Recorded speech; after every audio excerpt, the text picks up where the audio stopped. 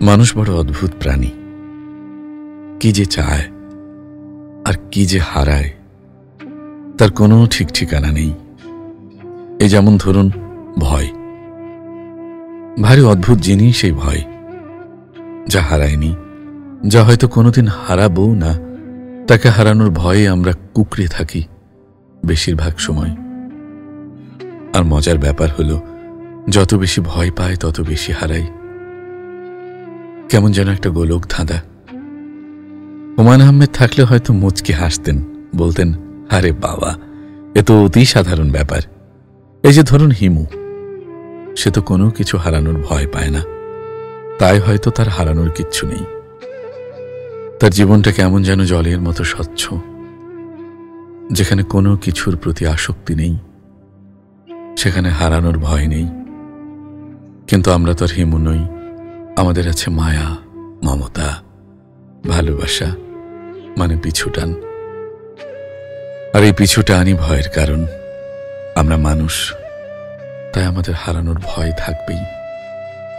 এই ভয়টা আমাদের জীবনের অবিচ্ছেদ্য অংশ।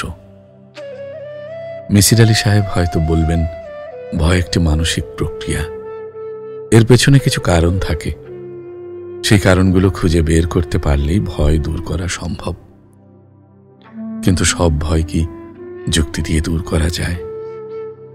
কিছু ভয় তো মনের গভীরে বাসা বাঁধে, যেমন ধরুন প্রিয়জনকে হারানোর ভয়। এই ভয়টা তো আর যুক্তি দিয়ে বোঝানো যায় না, এটা অনুভূতির ব্যাপার। আমার এক পরিচিত ছিলেন তিনুদা। তিনি তার একমাত্র মেয়েকে খুব ভালোবাসতেন, এতটাই ভালোবাসতেন যে মেয়েকে হারানোর ভয় সারাক্ষণ অস্থির থাকতেন। মেয়ে একটু দেরি করে বাড়ি ফিরলে তার বুক ধরফর ধরফর করত। মেয়ের সামান্য জ্বর হলে তিনি দিশেহারা হয়ে যেতেন। এই ভয়ের কারণে তিনি মেয়ের উপর একরকম অদ্ভুত খাঁচা তৈরি করেছিলেন। মেয়েকে কোথাও যেতে দিতেন না, কারোর সাথে মিশতে দিতেন না। ফলাফল, মেয়েটা একসময় হাঁপিয়ে উঠল। একদিন কাউকে কিচ্ছু না বলে বাড়ি ছেড়ে চলে গেল। তিনুদা যা ভয় করেছিলেন, শেষ পর্যন্ত সেটাই সত্যি হলো। তিনি মেয়েকে হারালেন। কি অদ্ভুত, তাই না?